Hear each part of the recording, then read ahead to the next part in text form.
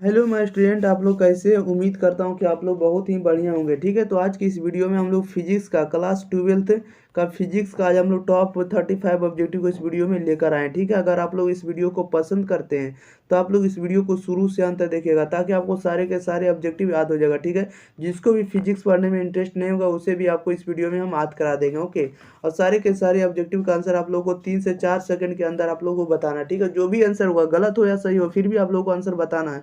कम से कम ऐसा भी तो लगेगा कि हम गलत दे रहे हैं, तभी तो आप लोग सही दीजिएगा। ठीक है, ऐसा नहीं कि गलत के फेरा में आप लोग सही भी ना बता सके, इसलिए आप लोग जरूर बताना, गलत रहे या सही रहे, फिर भी आप लोगों को आंसर देना, तभी तो आप लोगों को सुधार होने वाला। ठीक है, चलिए क्वेश्चन नंबर हम लोग 36 नंबर की ओर बढ़ते हैं। पिछले वीडियो हम लोग 35 तक कवर कर लिए थे। ठीक है, क्वेश्चन नंबर हम लोग देखते हैं 36। कह रहा है कि अपचाई ट्रांसफर बढ़ाता है, बताइएगा अपचाई ट्रांसफर क्या बढ़ाता है।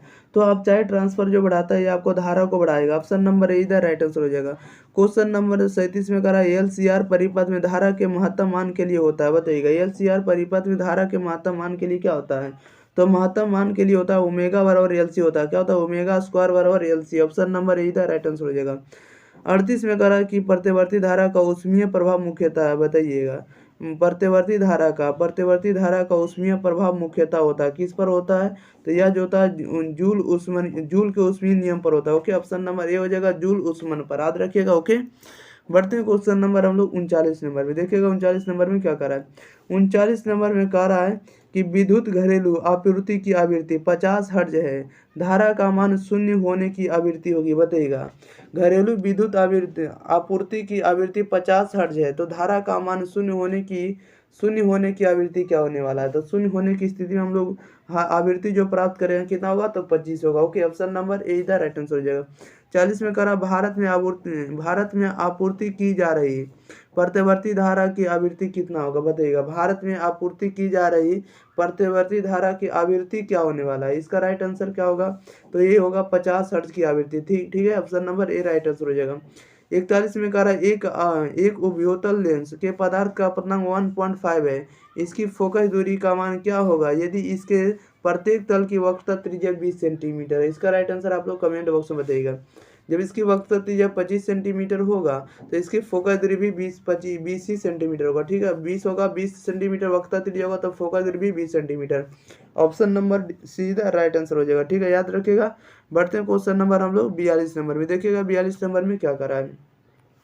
जैसा कि आप लोग 42 नंबर में देख रहे हैं, 42 नंबर में देखिए क्या करा है। कह रहा है दो लेंस जिनकी क्षमता माइनस में 15 डायप्टर तथा प्लस में 5 डायप्टर है को संयुक्त करने पर संयोजन की फोकस दूरी क्या होगी, बताइएगा। दो लेंस जिनकी क्षमता माइनस में 15 डायप्टर तथा प्लस 5 डायप्टर है को संयुक्त करने पर संयोजन की फोकस दूरी क्या होगी। तो संयोजन की फोकस दूरी माइनस में 10 सेंटीमीटर होगी। ओके, आप लोग बना सकते हैं, यानी 1/P1 प्लस में 1/P2 जब आप लोग करिएगा तो आपको 1/P का मान निकल जाएगा। ठीक है, यानी पावर निकल जाएगा, याद रखेगा। ठीक है, इस तरह से आप लोग P1 P2 का मान रखेगा, निकल जाएगा। देखिएगा क्वेश्चन नंबर 43 कह रहा है कि एक प्रकाश किरण कांच जिसका अपवर्तनांक 5/3 होता है, ठीक है, से पानी में अपवर्तनांक 4/3 में जा रही। ठीक है, 5/3 से 4/3 में जा रही थी, तो क्रांति कोण कितना होगा। एक प्रकाश किरण कांच से पानी में जा रही है, तो क्रांति कोण कितना होगा। तो क्रांति कोण का मान आपको साइन इनवर्स 4/5 होगा। Option number B right answer है। ओके, साइन इनवर्स 4/5 याद रखिएगा। ओके, बढ़ते हैं क्वेश्चन नंबर हम लोग 44 नंबर में। देखिएगा 44 नंबर में क्या कर रहा है। क्वेश्चन नंबर 44 में कह रहा है किस रंग का तरंग दैर्ध्य सबसे कम होता है, बताइएगा किस रंग का तरंग दैर्ध्य सबसे कम होता है। किस रंग का तरंग दैर्ध्य सबसे कम होता है, तो बैगनी का। ऑप्शन नंबर ए इधर राइट आंसर हो जाएगा। 45 में कह रहा है एक पतला प्रिज्म को हवा से द्रव्य में डुबाया जाता है, तो विचलन कोण का अनुपात दो अवस्थाओं में क्या होने वाला है, बताइएगा। एक पतला प्रिज्म को हवा से द्रव्य में डुबाया जाता है, ठीक है, तो विचलन कोण का अनुपात दो अवस्थाओं में या दोनों अवस्थाओं में क्या होने वाला है, या दो अवस्थाओं में जो होगा ये 5/2 होगा। ठीक है, विचलन कोण का अनुपात क्या होगा, 5/2 यानी 5:2। क्वेश्चन नंबर देखिएगा 46 कह रहा है दो उत्तल लेंस जो एक दूसरे के संपर्क में है का समतुल्य लेंस क्या होगा। दो उत्तल लेंस जो एक दूसरे के संपर्क में है तो उसका समतुल्य लेंस क्या होगा। तो समतुल्य लेंस का मान आपको उत्तल लेंस में होगा। ठीक है, समतुल्य लेंस क्या होगा, उत्तल लेंस, याद रखिएगा। बढ़ते हैं क्वेश्चन नंबर हम लोग सीधे 47 नंबर में। देखिएगा 47 नंबर में क्या करा है। 47 नंबर में कह रहा है कि 20 सेंटीमीटर और -40 सेंटीमीटर फोकस दूरी वाले दो लेंसों के संयोग के समतुल्य लेंस की क्षमता यानी डायोप्टर में चाहिए, कितना होगा बताइएगा। यानी 20 सेंटीमीटर और -40 सेंटीमीटर फोकस दूरी वाला दो लेंस है और उसके हम लोग मिलाकर एक समतुल्य लेंस की क्षमता प्राप्त करना चाहते हैं, वो भी डायोप्टर में। बताइएगा ये कितना होने वाला है। तो यह जो होगा 2.5 डायोप्टर होगा। Option number B right answer हो जाएगा। 48 में कह रहा है किसी वस्तु और एक अभिसारी लेंस द्वारा बनाए गए वास्तविक प्रतिबिंब के बीच की न्यूनतम दूरी क्या होगी यदि लेंस की फोकस दूरी 20 सेंटीमीटर हो। किसी वस्तु और एक अभिसारी लेंस द्वारा बनाए गए वास्तविक प्रतिबिंब के बीच की न्यूनतम दूरी क्या होगी यदि लेंस की फोकस दूरी 20 सेंटीमीटर है, कितना होगा तो 80 सेंटीमीटर। क्या होगा फोकस दूरी 80 सेंटीमीटर। ऑप्शन नंबर सीधा राइट आंसर हो जाएगा। बढ़ते हैं क्वेश्चन नंबर हम लोग 49 नंबर में। देखिएगा 49 नंबर में क्या करा है। 49 नंबर में कह रहा है कि ऑप्टिकल फाइबर किस सिद्धांत पर काम करता है बताइएगा। ऑप्टिकल फाइबर जो है किस सिद्धांत पर काम करता है तो पूर्ण आंतरिक परावर्तन पर कार्य करेगा। ऑप्शन नंबर बी इधर राइट आंसर हो। ओके याद रखिएगा। 50 में कह रहा है 40 सेंटीमीटर के फोकस दूरी का एक उत्तल लेंस 25 सेंटीमीटर के फोकस दूरी के एक उत्तल लेंस के संपर्क में है तो संयोजन की क्षमता क्या होगी। तो संयोजन की क्षमता प्लस में 5.6 डायोप्टर होगा। ऑप्शन नंबर बी डी इधर राइट आंसर हो जाएगा। 5.6 सेंटीमीटर प्लस में होगा, याद रखिएगा। 51 में कह रहा है कि प्रकाश के तरंग गति सिद्धांत के अनुसार प्रकाश के वर्ण के निर्णायक है। बताइएगा क्या होने वाला है। प्रकाश के तरंग गति सिद्धांत के अनुसार प्रकाश के निर्णायक क्या होने वाला है। इसका राइट आंसर क्या होने वाला है। इसका राइट आंसर जो होगा वो क्या होगा आप लोग कमेंट बॉक्स में बताइएगा। तो ये जो होगा इसका आवृत्ति होगा। क्या होगा निर्णायक क्या होगा प्रकाश के वर्ण निर्णायक आवृत्ति होगा। ऑप्शन नंबर सीधा राइट आंसर होगा। बढ़ते हैं क्वेश्चन नंबर हम लोग 52 नंबर में। देखिएगा 52 नंबर में क्या कर रहा है। 52 नंबर में जैसा कि देख रहे हैं 52 में कह रहा है कि द्वितीय तरंगिकाओं की अवधारणा के आविष्कारक कौन है बताइएगा। द्वितीय तरंगिकाओं या तरंगिका की अवधारणा का आविष्कारक कौन है तो यह जो है आप लोगों को पता होगा कि हाइजेन है। कौन है Huygens. Option number C right answer हो जाएगा। 53 में कह रहा है कि यंग के द्वि स्लिट प्रयोग में संपोषी व्यक्तिकरण उत्पन्न करने वाली तरंगों के बीच पथांतर का मान नहीं होता। बताइएगा किनके किनके बीच पथांतर का मान नहीं होता है।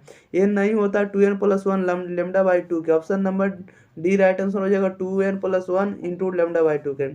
54 में कह रहा है यंग के प्रयोग में यदि प्रकाश की तरंग लंबाई दुगुना कर दिया जाए तो प्रिज्म की चौड़ाई क्या होगी बताइएगा। यंग के प्रयोग में यदि प्रकाश की तरंग लंबाई दुगुना कर दिया जाए तो प्रिज्म की चौड़ाई क्या होगा तो प्रिज्म की चौड़ाई दुगनी हो जाएगी। ऑप्शन नंबर बी इधर राइट आंसर हो जाएगा। बढ़ते हैं क्वेश्चन नंबर हम लोग 55 नंबर में। देखिएगा 55 नंबर में क्या कर रहा है। 55 नंबर में कह रहा है एक पतले फिल्म के रंग का कारण क्या है बताइएगा। एक पतले फिल्म के रंग का कारण क्या है तो एक पतले फिल्म के रंग का कारण क्या होने वाला है। इसका राइट आंसर आप लोग बताइएगा। तो इसके रंग का कारण है प्रकाश का वर्ण विक्षेपन। Option number C right answer हो जाएगा वर्ण विक्षेपन। 56 में कह रहा है वैसी युक्ति जो सौर ऊर्जा को विद्युत ऊर्जा में परिवर्तित करता है उसे क्या कहते हैं बताइएगा। वैसी युक्ति जो सौर ऊर्जा को विद्युत ऊर्जा में परिवर्तित करता है उसे हम लोग क्या कहते हैं तो उसे हम लोग सौर सेल कहेंगे। ऑप्शन नंबर ए इधर राइट आंसर हो जाएगा। बढ़ते हैं क्वेश्चन नंबर 57 में। देखिएगा 57 में क्या कर रहा है। जैसा कि 57 में देख रहे हैं कह रहा है कि सौर सेल पैनल का उपयोग किया जाता है। बताइएगा सौर सेल पैनल में उपयोग किया था किसका उपयोग किया जाता तो कृत्रिम उपग्रह में। ऑप्शन नंबर ए इधर राइट आंसर हो जाएगा। 58 में कह रहा है कि ग्रह अभिनति पीएन संधि डायोड जिसमें प्रकाश उत्सर्जित होता है क्या कहलाता है बताइएगा। ग्रह अभिनति पीएन संधि डायोड जिसमें प्रकाश उत्सर्जित होता है उसे हम लोग क्या कहते हैं तो उसे हम लोग कहते हैं प्रकाश उत्सर्जक डायोड कहेंगे। Option number A right answer हो जाएगा प्रकाश उत्सर्जक डायोड। ठीक है याद रखिएगा। बढ़ते हैं क्वेश्चन नंबर हम लोग 59 की ओर। देखिएगा 59 में क्या कर रहा है।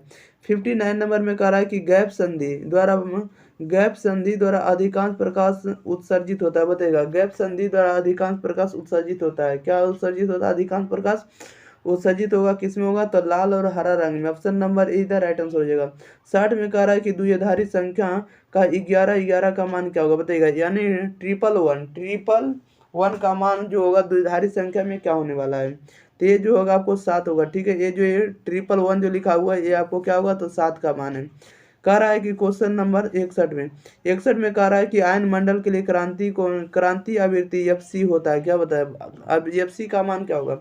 आयन मंडल के लिए क्रांतिक आवृत्ति एफसी का मान कितना होता है तो एफसी का मान क्या होगा एफ का मान होता है 9 newton, 9 9 into 9 into 9 into 10⁻⁴ maximum होगा। ठीक है, option number B right answer हो जाएगा, 9 इंटू 10⁻⁴ मैक्सिमम। ठीक है, बढ़ते हैं क्वेश्चन नंबर हम लोग 62 नंबर में। देखिएगा 62 नंबर में क्या करा है। 62 में करा है कि 62 में करा है कि दृश्य सिग्नल टेलीविजन व्यवस्था में होता है। बताइएगा, दृश्य सिग्नल टेलीविजन व्यवस्था में होता है, क्या होता है? तो यह जो होता है आयाम मॉड्यूलित होता है। Option number B right answer हो जाएगा। ठीक है, याद रखिएगा।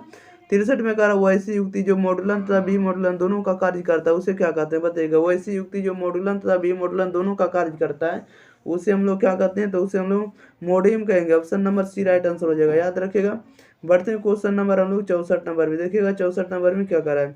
64 नंबर में कह रहा है कि एक सिनोसाइडल आयाम मॉडुलित तरंग का मॉडुलन घटक का मान क्या होता है? बताइएगा, एक सिनोसाइडल आयाम मॉडुलित तरंग का मॉडुलन घटक का मान क्या होगा? तो मॉडुलन घटक का मान होगा EM/EC होगा। क्या होगा? EM/EC। Option number C right answer हो जाएगा। 65 में कह रहा वैसी युक्ति जिसे एक वर्णीय समांतर तथा उच्च कला संबंध प्रकाश पुंज प्राप्त किया जा सकता है, उसे हम लोग क्या कहते हैं? तो उसे हम लोग लेसर कहेंगे। ऑप्शन नंबर डी इधर राइट आंसर हो जाएगा। ठीक है, याद कर लीजिएगा, दोबारा आप लोग देख लीजिएगा इस वीडियो को। ठीक है, याद हो जाएगा। क्वेश्चन नंबर 66 में कह रहा है कि आयन मंडल में उपस्थित आयन होते हैं, क्या होते हैं? केवल क्या होते हैं? कह रहा है आयन मंडल में उपस्थित आयन केवल क्या होते हैं? तो केवल जो होते हैं धन आयन होते हैं। Option number A right answer हो जाएगा।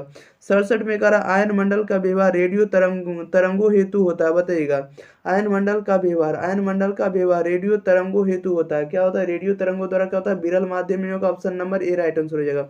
68 में कह रहा है भू तरंगों का ध्रुवण होता है, पृथ्वी तल का क्या होता है? बताइएगा, भू तरंगों का ध्रुवण होता है पृथ्वी तल के क्या होगा? तो पृथ्वी तल के किसी भी दिशा में होगा। ऑप्शन क्या होगा? पृथ्वी के लंबवत। पृथ्वी तल के क्या होगा? तो लंबवत होगा। Option number C right answer हो जाएगा। ठीक है, याद रखिएगा, पृथ्वी तल के क्या होगा?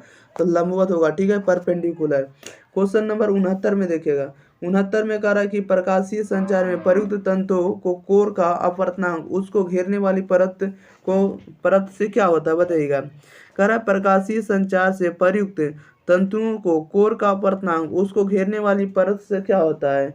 तो उससे अधिक होगा। Option number A right answer है। ओके, 70 में कह रहा है कि संचार तंत्र का भाग नहीं। बताइएगा, इनमें से जो लिखा हुआ है वो कौन है जो प्रकाश संचार तंत्र का भाग नहीं? बताइएगा, संचार तंत्र का भाग कौन नहीं है? तो संचार तंत्र का जो भाग नहीं है वो आपका ऊर्जा नहीं। ठीक है, option number D right answer हो जाएगा। जैसा कि आप लोग देख लीजिए, ऊर्जा जो है प्रकाश संचार तंत्र का भाग नहीं। ठीक है, याद रखिए ऊर्जा। ठीक है, चलिए, तो इस वीडियो में आप लोगों को कंप्लीट हो गया 70 के 70 ऑब्जेक्टिव हम कंप्लीट कर दिए पूरे। लेकिन इस वीडियो में हम टोटल कितना कंप्लीट किए?